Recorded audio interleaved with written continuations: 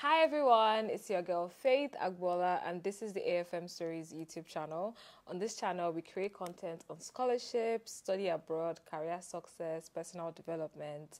As you can see, I have a very special guest with me today. This is Dr. Abbas Isiaka and is such an inspiring figure. See, let me give you a tip of the iceberg. This amazing man here, who is like a scholar, an academic, he has actually won 2 major scholarships for both his master's and his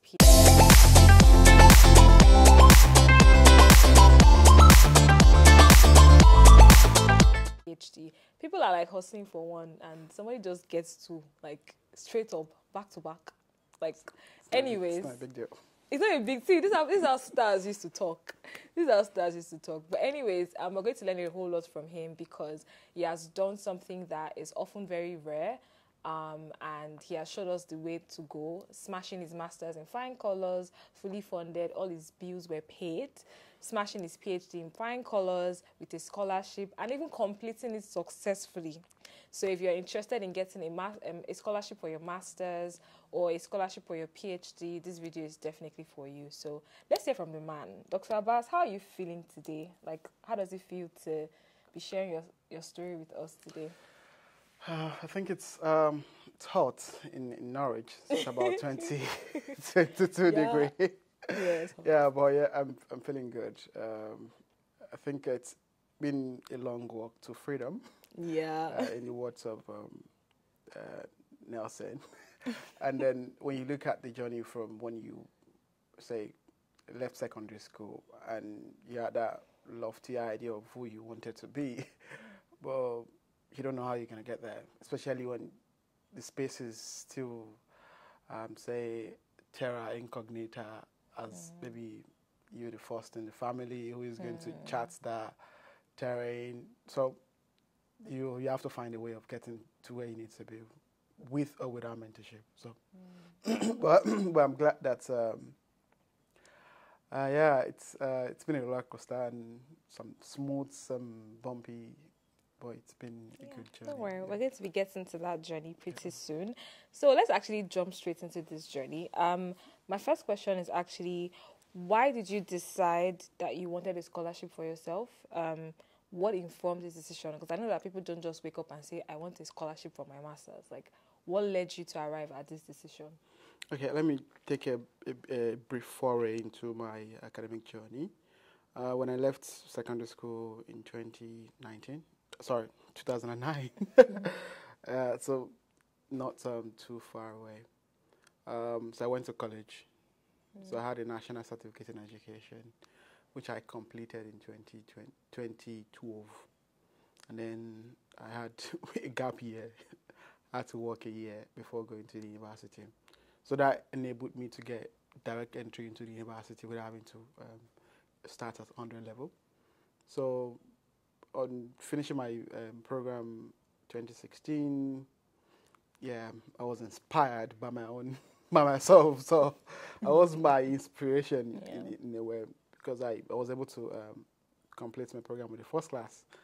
And then I started exploring, okay, what career, and when you're around people and say, okay, yeah, you should go for lecturing, you should be a scholar. I mean, you've been called scholar all your life in the university, because as a, if you top in your class, and I think most federal universities in Nigeria do it, so you get styled as a university scholar. So you get, everywhere you go, in the hostel, in the class, scholars. So you have like this appellation to your name, and so that that lifts you up, and you feel like, yeah, this is probably something I want to pursue. So I decided to take out some applications. I remember the first time that was final year, my 400 level.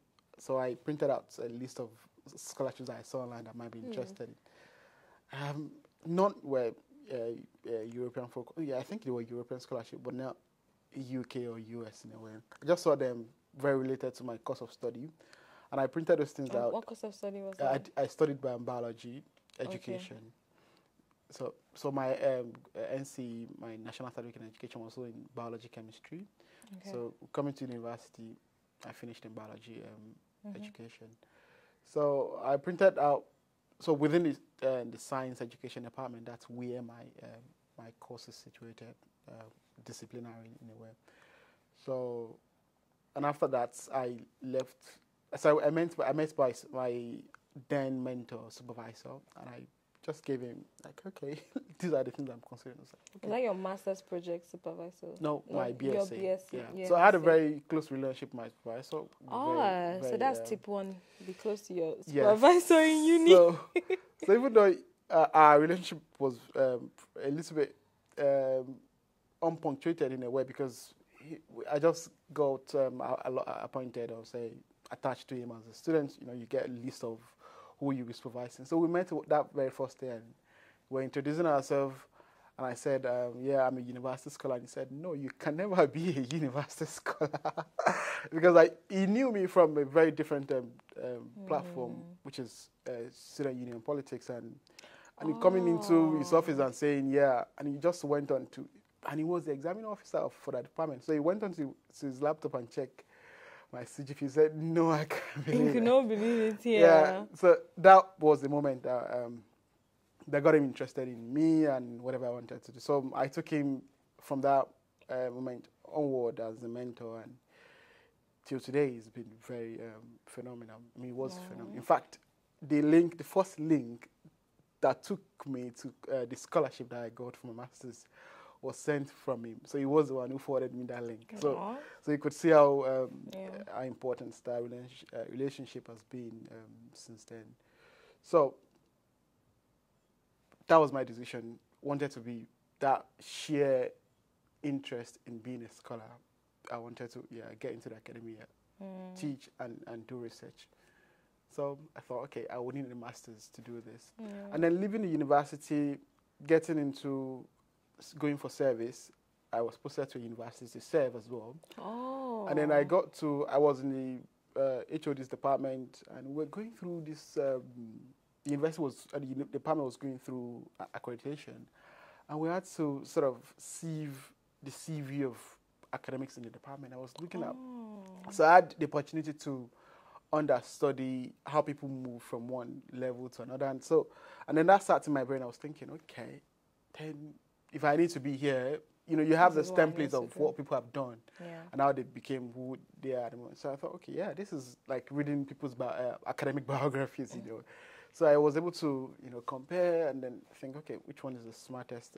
And then I thought, okay, just get a qualification out of the way, and then you can, if you're lucky, start a career when you want to. So that's why I've decided, okay, I don't mind coughing out those, sacrificing that, the fact that you want to survive, you've got family, you've got siblings behind that you really want to support, you want to get into work and get making more. But I thought if this is a long shot and that would mean something tangible in the end, why not go for it? So that's why I decided, okay, we have to see to the end. Okay, so basically your decision to pursue your master's, if I'm getting it correctly, is a mix of factors, one of which was your supervisor, who was like a strong source of motivation, and also your desire to work in academia, like understudying like different lecturers and seeing their career progression. So you wanted to be an academic for sure. Yeah, something like that. That's very cool, actually. Yeah. And now you're a doctor. I hope it does. I hope that interest has not changed, but yes. Oh, okay. Guys. Yeah, I know people evolve, so that's actually fine. Yeah, I'm still, if you ask anyone around me, they will know. Yeah. You're not going in. That's what they're going to tell you. You're not going anywhere apart from being But yes, it's a place I really like to be. Okay, so tell me about the journey from making this decision to now eventually getting the scholarship, because you were talking earlier about having a list of like multiple European scholarships, but you said UK was not on your list. US. So how do you end up with Commonwealth shared? Because I know that you want the Commonwealth. Is it shared or the Commonwealth Masters? Yeah, shared. I got it shared. Okay, so I know you want the Commonwealth shared scholarship, and if that was not originally on your list, how did you land there? Yeah, so, I'm curious. That started. So when I got, I said I got a link to Commonwealth scholarship generally from my supervisor. So, and that was on the day that the Senate Council for my university decided on the graduating list. Oh. So, and he said, okay, yeah, you've graduated. And because we've had a discussion before that time, and he was like, okay, look at this scholarship, this is the link. And he sent it to me on WhatsApp, and just went there, and I said, He sent you the Commonwealth shit. no, Okay. Commonwealth General. Okay, general. Yeah, Okay. so that was the one he sent to me. That general one that you go to Abuja for interview. Yeah, that was the one. I don't know. So I think we'll get. That one was another thing. Yeah, we'll get to that. I also had, I went to Abuja as well. I did not go.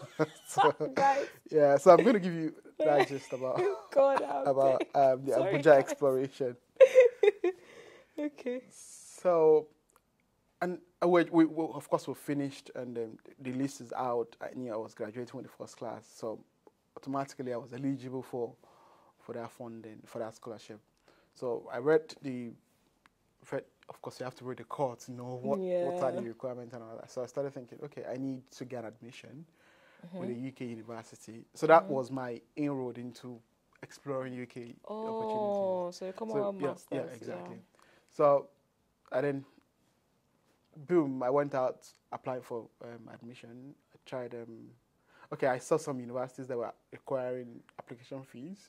So I boycotted them. I said, okay, let's go. Nobody has money for that. And then, we're just coming out of university. You had no job, you had no money. So I'm not ready to, say, cough out some 40, 50 quids to apply for something I'm not sure I'm getting. So, and then, £40 then was a lot of money. You would want to, people are applying now and they would definitely know how much application fees could go up if you're really. So, and I was lucky I saw Glasgow, no application fee. And I also read that I think one of my university registrar went to Glasgow. And I've seen some, MK Abiola also went to Glasgow. He did his accounting in Glasgow. So those were the people that, those are places where I read about Glasgow as a university. I was interested. Let me go. And so I applied to the admission. But before that, you need to get a passport. So I went back to Lagos and I got a passport. The passport was actually funded by someone, which was I think it was a huge leap for me in trying to get going. So I got a passport. I just told the person. My first passport too was funded. Yeah. So I just told the person that I'm really planning to get this scholarship. I've done this and I want to do this.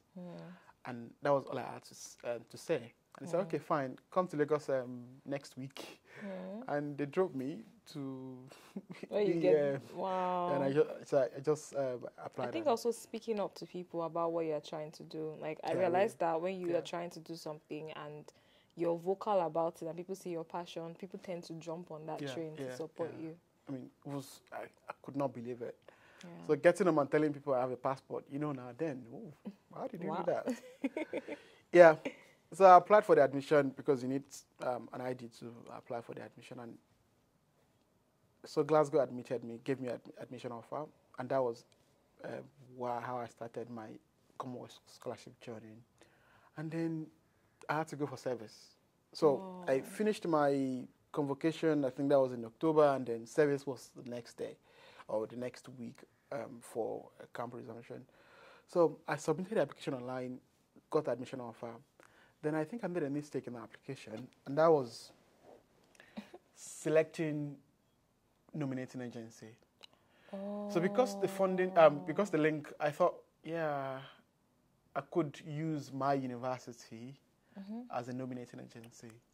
But later on, I realized that you have to be a staff of that university before you could be nominated. And I think that's still the situation at the moment. I think so. So I selected my university as the nominating agency instead of the Commonwealth Scholarship Board, the National Scholarship Board. And then that's how I missed out. And again, I was in camp. The interview, that was in 2017. Sorry, 2016 rather. In 2016, the interview was held while I was in camp. So there's no way I could have even make it to Abuja. It was not meant to be. So that was my first Yeah, that would have hurt. Like, first you'd have been so attempt crushed. at applying for Commonwealth scholarship. Yeah, well, it was a very good learning experience for me, Yeah. getting through the admission. And luckily, that admission offer, what I had to do was just defer. Defer, yeah. So it was easy for me. I just went back. After camp, I camped in Bauchi. I was posted to Maiduguri and to Borno.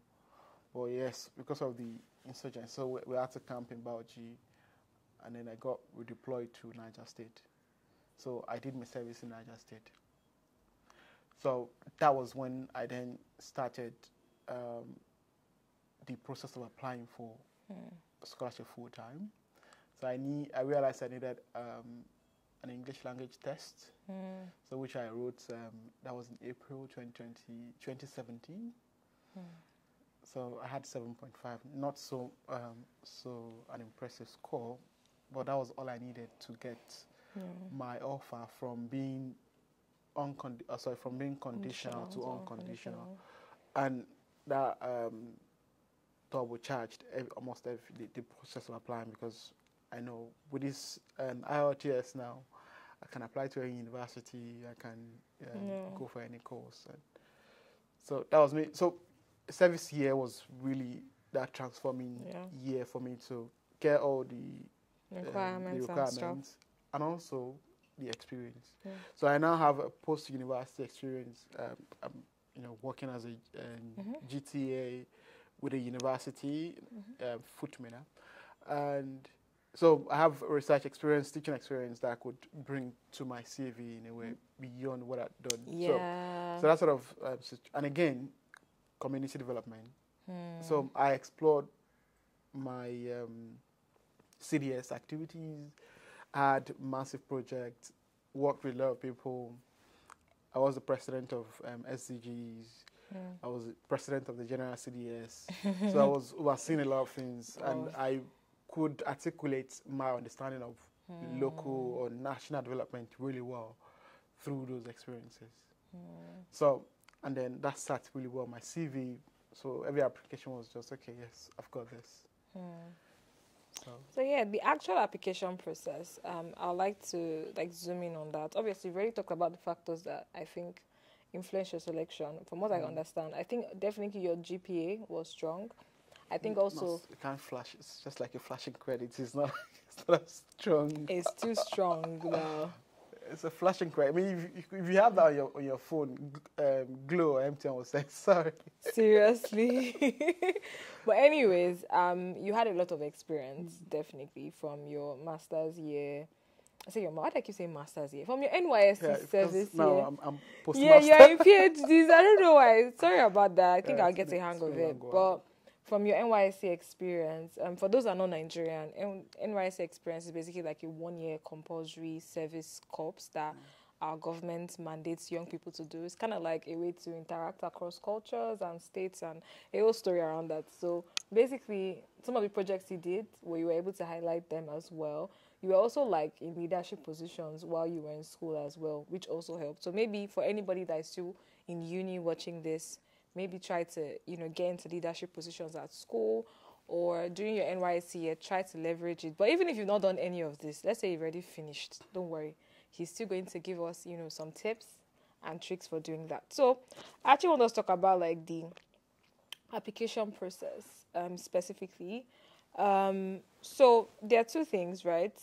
There are different components in the application. Many people tend to struggle with, especially the essays.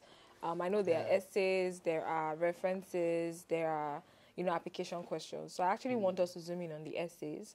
And they're actually different essays, to be fair. Yep. So I think we can just go over each of these essays, just to know, like, what can people, think about? What are the things maybe you might have written? What are things that people can write? Also, let's try to make this a little balanced for people that maybe do not have those experiences in uni, what things they can do post-uni to help them. Because I feel like while I'm in uni, I don't think I did much. The only thing I did was read my books and pass in flying colors. Leadership, I did not do. SUG, all those things, I did not do anything. Even my NYC, one CDS project, I did not do. except for the compulsory ones. Most of my work that I wrote in my applications came from after NYSC. So I just want people to know that it's a star, I understand. If you have not yet finished school or done NYSC, you can obviously implement that. I think it really helps. But if you have not, you can still do those things.